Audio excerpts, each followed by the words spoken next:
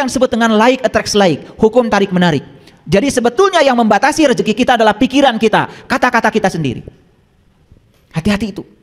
Itu yang menyebabkan hidup kita tidak menakjubkan. Karena kita berfokus pada kekuatan negatif pada diri kita, tidak berfokus pada kekuatan positif yang ada pada diri kita, yang disebut dengan cinta. Jadi cinta itu lebih luas lagi, bukan sekedar rasa perasaan kepada sesama, tapi cinta yang lebih besar lagi adalah kekuatan positif yang Allah berikan pada setiap manusia. Dan siapa yang bisa menggunakan kekuatan itu, maka hidupnya akan menakjubkan. Dan siapa yang tidak bisa menggunakan kekuatan itu, hidupnya akan penuh dengan penderitaan. Hanya itu saja. Ini bahasanya bahasa sains. Oleh karena itu, tolong fokus. Karena ini penting. Kita baca dulu Quran surat Ali Imran ayat yang ke-102. Ayat ini sering dibaca setiap khutbah Jumat. Saking sering dibaca sampai kita tidak pernah tahu isinya apa. Saking seringnya dibaca. Saya perdengarkan ya. A'udzubillahi minasyaitonirrajim. Bismillahirrahmanirrahim. Ya ayyuhallazina amanu taqullaha haqqa tuqatih wa la tamutunna illa wa antum muslimun. Bahkan sudah bosan mungkin dengar ayat ini, saking nggak ngertinya atau saking sering dibacanya dan tidak pernah dijelaskan. Oleh karena itu saya kasih tahu, kebenaran itu sangat sederhana. Karena kebenaran diletakkan di tempat-tempat yang sederhana. Kalau ada orang yang bercerita kebenaran ruwet, itu berarti bukan kebenaran. Karena ciri kebenaran itu sederhana. Saya masih ingat kata-kata Einstein dalam bukunya, sains itu adalah pemurnian pola pikir sehari-hari. Jadi sebetulnya apa yang sehari-hari kita dengar, kita lihat, dimurnikan dalam bentuk logika yang murni dan jujur, itu menjadi sains. Jadi apa yang nampak sehari-hari kemudian dimurnikan. Itu saja sains. Misalnya saya tanya, kenapa kalian semua sekarang bisa melihat saya? Kan melihat itu sehari-hari kita lakukan. Tapi begitu kita mencari jawabannya, itu bisa berlembar-lembar tidak ketemu jawabannya. Dijawab karena saya punya mata, misalnya. Orang mati juga punya mata, tidak bisa lihat. Sehingga jawaban yang pertama hancur. Tidak memiliki lagi kekuatan. Betul? Sekarang dijawab lagi, kenapa Anda bisa melihat saya? Karena saya bernafas. Cukup? Belum cukup. Betul, karena kehadiran nafas, maka sang hidup pada diri kita memberi daya pada mata kita, sehingga mata kita bisa melihat. Tetapi proses melihat itu seperti apa? Oh, dijelaskan, karena ada cahaya datang pada benda, memantulkan cahaya benda kepada mata, ditangkap oleh retina, kemudian dibiaskan ke dalam layar di mata kita. Cukup? Belum cukup. Bagaimana kita bisa menyatakan ini si A, ini si B, ini si C? Bagaimana cahaya itu dirubah menjadi sinyal-sinyal listrik? Bagaimana otak kita mengerti? Kalau yang kita lihat itu pisau, yang kita lihat itu mangkuk, yang kita lihat itu, sehingga kita bisa menyebutnya. Sampai akhirnya kita tidak menemukan jawaban lagi. Hanya proses sehari-hari tentang melihat, kita aja tidak pernah tahu. Betul atau tidak? Kenapa kita tidak sampai di situ? Ya karena kita memang tidak pernah peduli terhadap semua itu. Belum lagi, kenapa kita bisa merasakan geli? Ayo. Nanti kalau ditelusuri jawabannya, nggak akan ketemu. Kenapa kita bisa membedakan ini panas, ini dingin? Gimana saraf kita secerdas itu? Sehari-hari kita cuman panas, menitiis, cuman gitu aja. Tapi mengapa kita bisa merasakan panas dan dingin? Bagaimana sel-sel saraf kita bisa membedakan itu? Pernah bertanya? Itulah. Semuanya abai. Akibatnya kita ya gitu-gitu aja kesadarannya, tidak meningkat dari waktu ke waktu. Sama seperti saya bacakan ayat ini. Ayo kita dengarkan. Ya ayyuhallazina amanu. Stop sampai situ dulu. Hai orang-orang yang beriman. Kalau orang yang sadar ketika begitu mendengar itu, hai orang-orang yang beriman, dia pasti berpikir, siapa yang dihaikan? Saya atau bukan? Jangan ngaku-ngaku dulu. Jangan ngaku-ngaku dulu. Kita terlalu biasa ngaku-ngaku barijeng tadi aku. Begitu di Quran ada kata-kata, hai orang-orang yang beriman, langsung saja serempak semasjid peserta Jumatan mengatakan saya. Begitu? Itu yang disebut dengan rarasaan. Bukan rasa. Rasa dan rarasaan itu beda. Rasa dengan perasaan itu berbeda. Perasaan itu hanya pengakuan saja. Sedangkan rasa itu kebenaran. Coba kalau ditanya, matahari terbit dari mana? Dari timur. Terbenam di sebelah mana? Di barat. Perasaan atau rasa itu? Perasaan atau rasa? Tuh. Membedakannya gitu aja kalian belum tahu. Itu hanya perasaan kita saja. Kan matahari mah cicing. Kecuali matahari itu pagi-pagi nongol, terus yang matahari itu kemana-mana, cicing. Matahari itu adalah pusat tata surya. Yang bergerak itu bumi kita. Bumi kita tuh bergerak. Di samping dia berevolusi, dia juga berotasi. Dia tuh berotasi gini sambil berevolusi. Nah, bergerak di sumber rotasinya namanya rotasi. Mengelilingi sumber rotasi matahari itu namanya berevolusi. Hartos? Jadi matahari mah nggak pernah kemana-mana. Yang bergerak itu mah bumi. Sehingga akibat bumi itu berotasi dan berevolusi, terjadilah siang dan malam. Jadi terbit dan terbenamnya matahari itu bukan berarti matahari itu pagi-pagi datang, sore tidak ada. Bukan begitu. Karena bumi kita yang berotasi dan berevolusi. Jadi yang benar itu matahari itu diam, bumi kita yang bergerak. Itulah bedanya rasa dan rarasaan. Rarasaan teges sholat. Ditanya oleh saya tadi, sholatmu mengingat apa? Segala emut. Bahkan apa yang tidak diingat ketika tidak sedang sholat, ketika sholat itu mendadak ingat. Maka kita menjadi gede rasa karena rarasaan. Rarasaan teges sholat, asa menang pahala jaga di akhirat. Asa surga teges di asupan kurang. Itu rasa apa rarasaan? Rarasaan. Kalau sholatnya sudah sampai pada rasa, sudah tidak lagi memikirkan pahala, sudah tidak memikirkan surga, sudah tidak memikirkan neraka. Yang dia lakukan setelah sholat, kesadaran apa yang terjadi pada diri saya. Setelah sholat, sifat ulas asih yang mana yang tumbuh pada diri saya. Setelah sholat, apakah saya dirindukan kehadirannya atau tidak oleh tetangga saya. Itu yang harusnya dipertanyakan pada diri kita. Itu bedanya rasa dan rarasaan. Bedanya rasa dan perasaan. Coba kita sekarang tanya, ya ayyuhallazina amanu, hai orang-orang yang beriman, pernah nggak kita diam sejenak? Saya dihaikan enggak? Pernah gitu? Enggak. Kalau sudah pakai peci kayak gini, udah pakai baju kayak gini, rasanya saya yang dihaikan. Betul nggak? Betul apa tidak? Itu yang namanya GR. Yang paling berbahaya GR itu urusan spiritual. Itu yang disebut dengan GR spiritual. Padahal itu rarasaan, bukan rasa. Kalau kita jujur, tanya, iman itu apa? Pernah nanya? Gak nanya. Kalau nanya ada jawabannya. Kata Nabi, al-iman tasdikun bil qalbi wa ikrarun bil lisan wal amalun bil arkan. Kata Nabi, iman itu adalah pembenaran oleh kolbu. Tanya lagi lebih dalam lagi, apa itu kolbu? Bagaimana cara kolbu membenarkan sesuatu?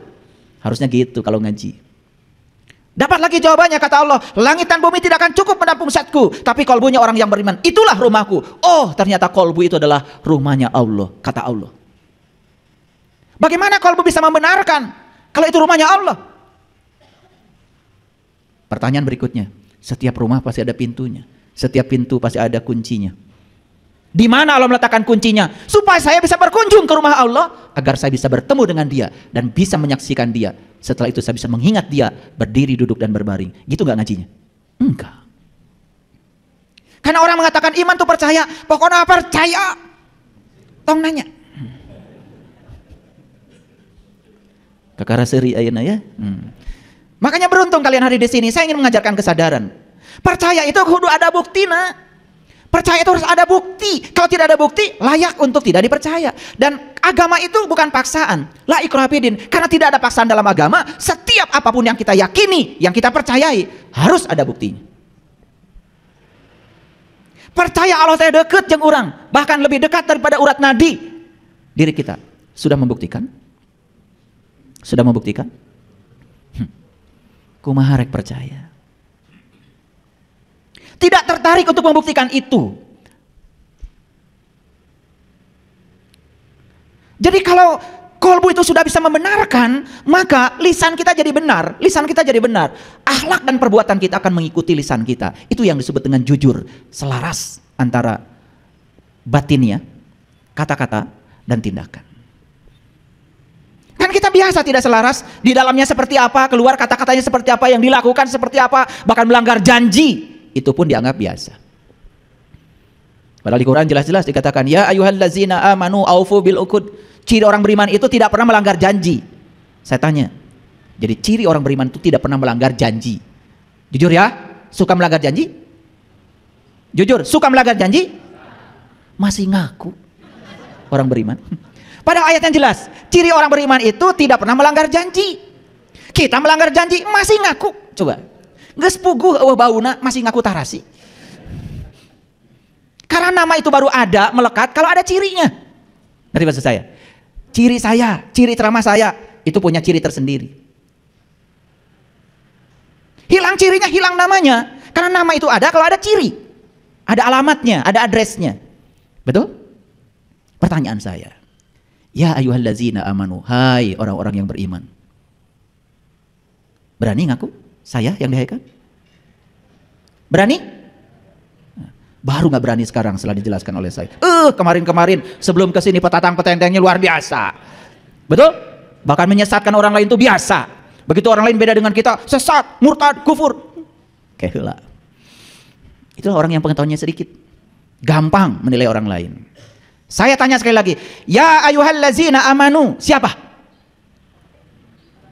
Ya siapa? Berani menyatakan, terima kasih ya Allah, saya sudah dihaikan. Berani? Hai para mahasiswa saya. Ada mahasiswa saya nggak di sini?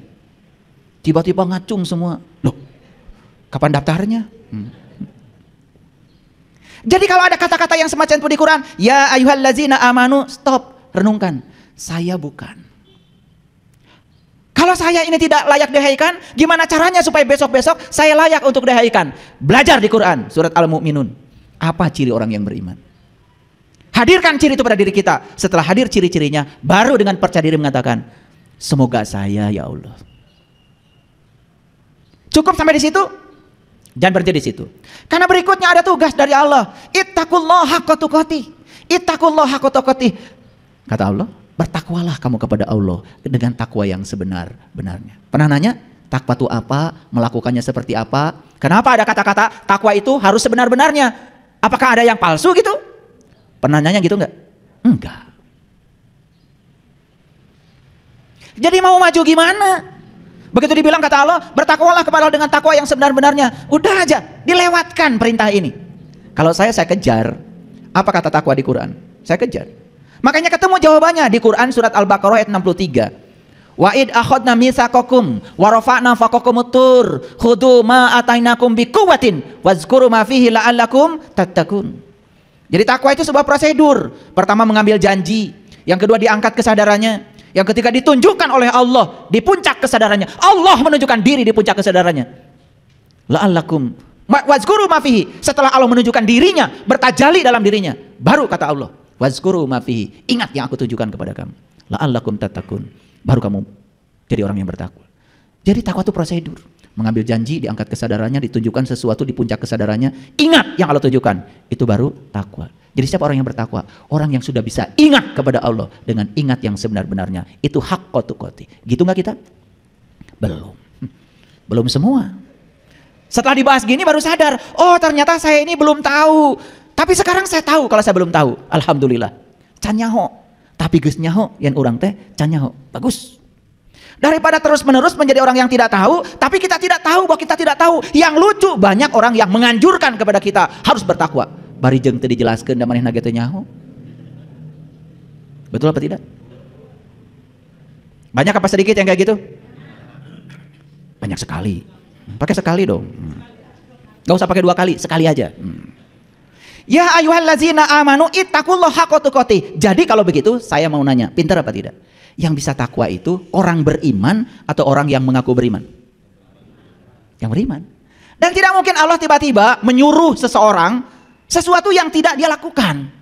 Misalkan inilah, saya sederhana aja. Saya nyuruh nembok, pasti dong tukang tembok. Gak mungkin saya nyuruh nembok ibu-ibu sebelah sini, gak mungkin. Salah saya memberikan perintah. Sekelas saya aja ngasih perintah pasti mikir dulu. Kalau saya mau ngecat gedung, saya cari tukang cat dong. Betul nggak? Gitu. Kalau saya mau nyuruh anak saya diajarkan baca tulis Quran, saya cari guru yang bisa baca tulis Quran.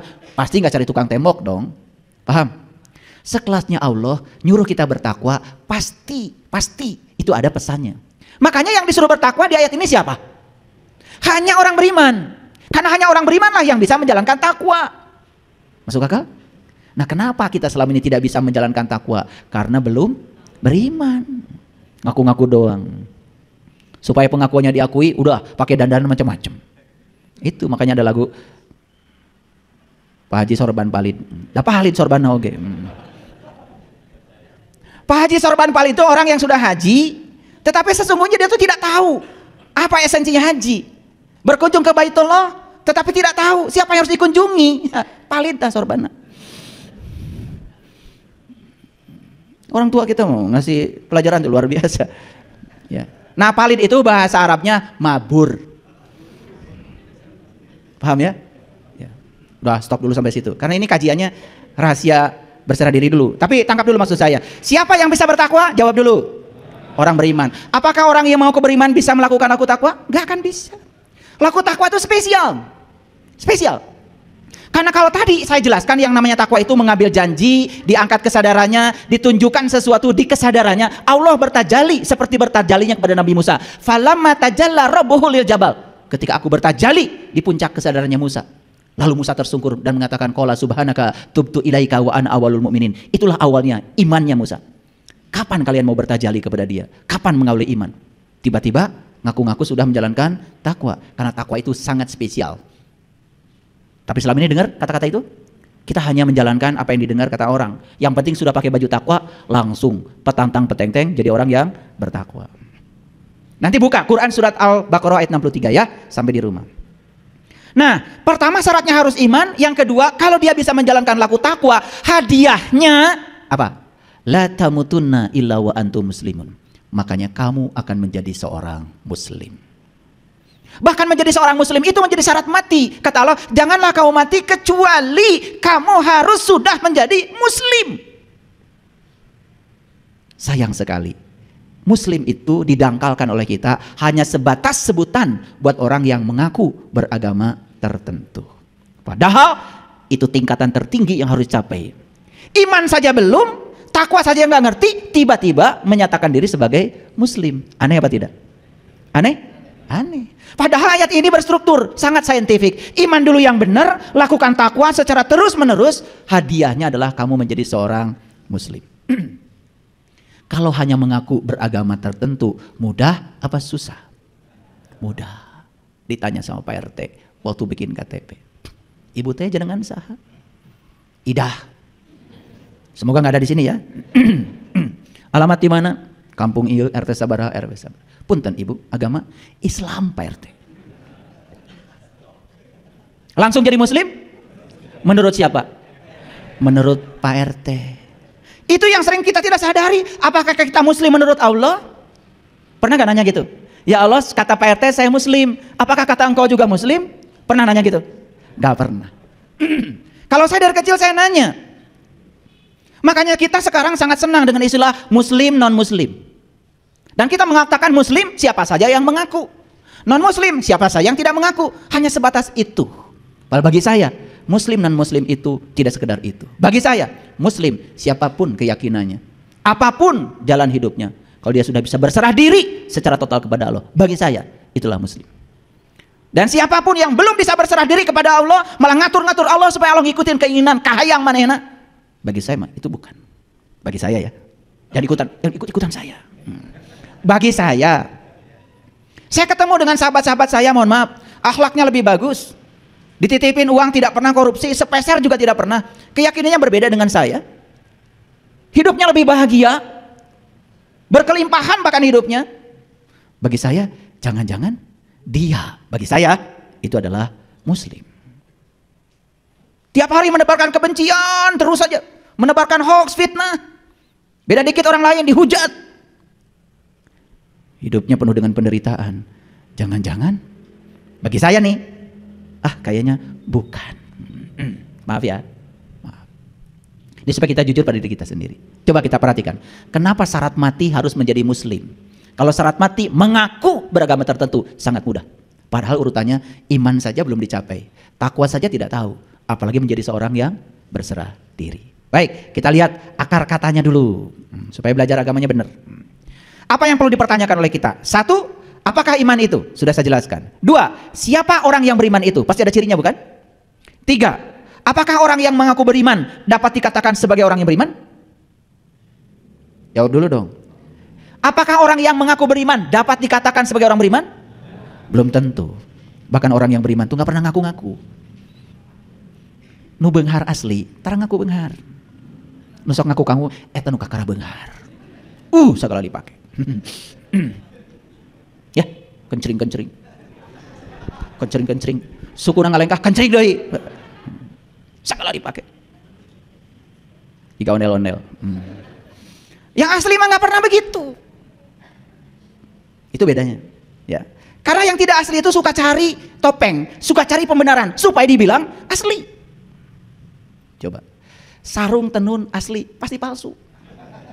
Dan asli mata tulisan asli. Saya beli sarung BHS tuh Samarinda, gak ada tulisan asli. Gak usah saya menyebut merek yang lain, nanti takut ada yang tersinggung. Karena biasanya kalau yang palsu suka ada tulisan asli. Ya kayak kalian. Ya dah? Iya. Yang imannya asli nggak perlu dipamerkan di mobil. Oke, lapat ini, lapat itu nggak perlu. Tapi cara mengendarai mobilnya rapi, parkirnya bener. Saya pernah lihat nih lihat ya nih fakta. Tulisannya La ilaha illallah Muhammad besar. Itu parkir di pinggir jalan, dia tidur nyenyak, orang lain itu kesusahan karena dia parkir di pinggir jalan. Bagi saya kayaknya ini nih yang bukan. Bisa tidur nyenyak, sementara orang lain kesusahan gara-gara dia memarkir mobil di pinggir jalan. Atuh teu boga garasi mah tong waka meser. Cenah kadengin. Lalu selanjutnya apa sih takwa itu sudah saya jelaskan ya tadi. Ini baru penjelasan loh. Tetapi tata caranya tidak mungkin saya jelaskan. Kalau ingin tahu takwa yang sebenarnya harus belajar. Belajar secara khusus. Nanti saya akan berikan kelas khusus kepada orang khusus. Ini baru saya jelaskan takwa versi Quran. Bisa dibaca semua orang. Tetapi itu pun caranya belum begitu jelas kan. Karena bagaimana kita bisa tadi mengambil janji, diangkat kesadarannya. Ngangkat kesadarannya kita belum bisa. Ditunjukkan sesuatu di puncak kesadarannya. Bagaimana supaya Allah bertajali pada diri kita? Kumaha carana? Itulah perlu ilmu khusus. Nah disitulah kita perlu ketemu dengan orang-orang yang khusus. Yang mewarisi ilmu khusus. Jadi supaya kita tuh bicara tidak ngasal gitu. Mulai sekarang belajar bertanggung jawab ya gitu. Baru la'allakum tattaqun, baru kita menjadi orang yang bertakwa. Apakah cukup sampai itu saja belum selesai? Yang imannya sudah benar, takwanya sudah dimiliki, belum tentu menjadi muslim. Komo nu ngaku-ngaku wungkul. Pernah dengar kajian ayat ini? Pasti pernah di sini sekarang. Kan biasanya coba dibaca aja, betul nggak? Nah itu paling juga ada bumbu-bumbunya gini, ya. Saya sudah mewasiatkan takwa khususnya buat diri saya, umumnya buat hadirin yang hadir di tempat ini. Selesai kan? Sarare. Biasanya kan gitu. Jumatan tuh, mentenunutan, tibra. Ya habis itu aja. Ya tidak pernah ada hal baru. Sudah bisa diduga pasti yang dibaca itu dan tidak dijelaskan. Sekarang saya jelaskan, semuanya bangun, kaget. Betul? Sederhana yang saya jelaskan? Karena kebenaran itu sederhana, cuman kita tidak melihat kesederhanaannya. Kemudian berikutnya, ya, siapakah muslim itu sebenarnya? Apakah semua orang yang mengaku beragama tertentu bisa disebut sebagai muslim? Secara syar'i, kulit luar, oke, gak masalah. Setiap orang yang beragama Islam pasti disebutnya juga muslim. Tetapi ayat ini berbicara lebih dalam dari itu. Sampai menjadi muslim itu menjadi syarat mati. Maaf ya, orang pembenci, pendengki, wah pokoknya kelakuannya tuh nggak ada yang menenteramkan masyarakat, mengaku beragama tertentu, mati, masa selamat? Masa selamat model kayak gitu? Itu aja, pikirkan. Lanjut. Nah ternyata muslim itu adalah gelar yang diberikan Allah untuk manusia yang sudah mencapai Islam. Apa? Gelar yang diberikan Allah untuk manusia yang sudah mencapai Islam. Pertanyaan berikutnya, apa Islam itu?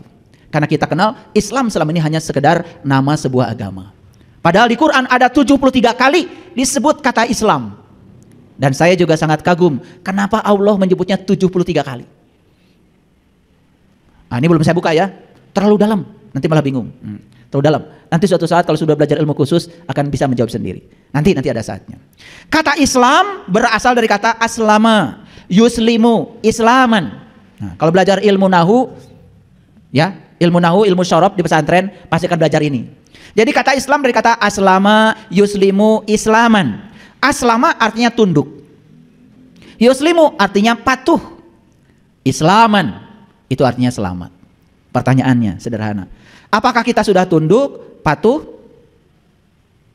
kepada Allah? Atau malah Allah disuruh tunduk dan patuh kepada kamu? Jujur nih jawab. Kan senang sekali ngatur-ngatur Allah supaya Allah ngikutin keinginan kita. Betul nggak? Jika perlu berkesana, berkesini, ya tidak bisa ngatur Allah sendiri, cari orang yang bisa ngatur Allah. Betul nggak? Kan gitu kelakuan kalian? Ya. Betul apa tidak? Iya. Ngedoa air sendiri, nggak percaya diri, minta orang, kali aja dia malah lebih dekat dengan Allah. Jadi KKN itu sudah bukan di dimensi duniawi saja, dalam urusan spiritual pun kalian ber-KKN. Kali aja kalau sorbannya panjang, doanya dikabul, bukan? Kali aja kalau jangkotnya lebat, kali aja doanya dikabul, bukan? Gitu. Makanya berkesana, berkesini, apa? Minta doa ini, minta doa itu. Kan gitu yang kita lakukan. Padahal Allah bersamamu, lebih dekat kepadamu daripada urat nadi lehermu. Geus teu percaya ka Allah nu aya di diri urang. Geus teu percaya ka Allah nu aya di diri urang. Allah yang ada bersama kita aja sudah tidak dipercayai. Bagaimana kita bisa dipercayai oleh orang lain? Kudu ngengken wawanen ka batur. Betul? Dengarkan kata-kata saya. Jadi muslim itu mereka yang sudah tunduk, sudah patuh. Kalau siapapun yang sudah tunduk dan patuh kepada Dia Sang Pencipta, pasti akan mengalami islaman, selamat. Selamat dunia dan akhirat. Mari kita lihat, kenapa selama ini banyak penderitaan kita? Karena kita tidak tunduk dan patuh kepada Allah. Di mana Allah? Di sini, bersama kita saat ini ada. Dan Dia keras sekali berbicara kepada kita, tong bohong, tong pedit, tong amek-amekan. Itu ngingetin dari sini, tapi kita tidak menghiraukannya. Jadi sebetulnya tunduk dan patuh itu tidak usah terlalu jauh. Tunduk dan patuh kepada hati nuranimu, itu yang akan menyelamatkan kita. Jadi sebetulnya tidak usah mesantren keluar dari diri kita, mesantren aja ke dalam. Dengarkan kata-kata Dia. Dan saya kasih tahu, kata-kata Allah hanya akan terdengar kalau kita mau mendengarkannya dalam keadaan hening. Tepat saat pikiran kita bisa kita kendalikan, di situ suaranya akan jelas. Jadi saya heran sekali ya, kita lebih suka pesantren itu ke sini, tetapi yang di sini tidak pernah diikuti. Tidak pernah diikuti. Padahal ikuti saja yang di sini, itu pesantren yang luar biasa. Itu yang akan menjadikan kita Islaman, menyelamatkan. Coba, apakah para koruptor yang sekarang sedang belajar di lembaga permasyarakatan itu tidak pernah diingatkan oleh Allah dari dalam dirinya? Jujur ya, tidak pernah diingatkan gitu? Pasti diingatkan, ilai nu maneh nu batur, mesing teu nyahoan ge batur, tetapi diri maneh mah nyaho. Betul? Gak digubris. Apa yang terjadi? Tak. Awalnya ngutilnya kecil-kecil, tapi karena kebiasaan mulai berani pada yang besar. Begitu yang besar kanyahoan. Apa tidak diingatkan oleh Allah? Nih saya kasih tahu. Saya ingin kasih tahu sama kalian semua. Ya, ini cinta kasih saya. Sebetulnya kalau kita dengar terus apa yang dikatakan beliau di sini, kita tidak akan pernah menderita. Semua penderitaan yang kita lakukan hari ini sebetulnya murni karena perbuatan kita sendiri. Setelah saya jelaskan seperti ini, makin terang benderang. Berani ngaku muslim? Mulai kan? Rarewas. Tadi maka dia menipu kaya. Apalagi kalau udah pakai seragam, serasi, jilbab, kacamata, lipstick, baju, tas, seragam. Mani asa. Betul gak? Makanya ngaji tetong serting seragam. Bahaya seragam itu. Dianggap manusia itu seragam. Padahal manusia itu diciptakan oleh semesta bukan untuk diseragamkan, untuk dihargai agar mereka menjadi dirinya sendiri. Makanya tidak ada kewajiban ngaji di tempat saya pakai seragam. Yang penting pakai baju. Ya. Ya Kak Hartos. Jadi muslim teh saha? Yang sudah aslama yuslimu islaman, yang sudah tunduk patuh kepada siapa? Kepada Dia. Hidup nggak Allah dalam diri kita? Mengingatkan kita apa tidak? Yes.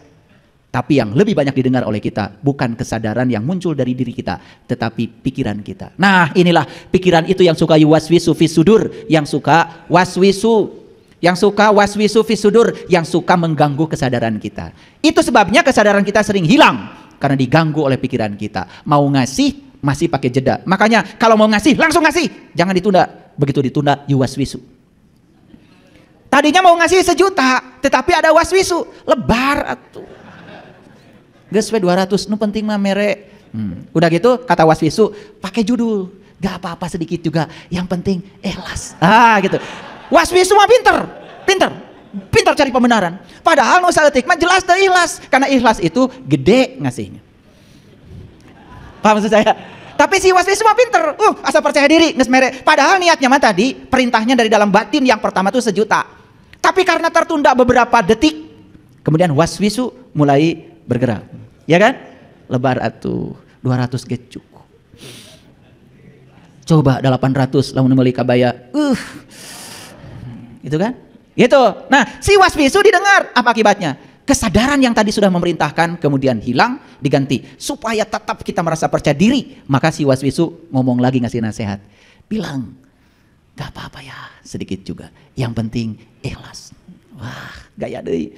Lihat saya nih sudah jadi dermawan, padahal 200. Padahal perintah pertamanya 1 juta. Kaira. Jadi siapa yang diturut? Yang diturut bukan lagi kesadaran pertama. Yang diturut itu adalah si waswisu itu, fisudur, yang sudah mengganggu kesadaran.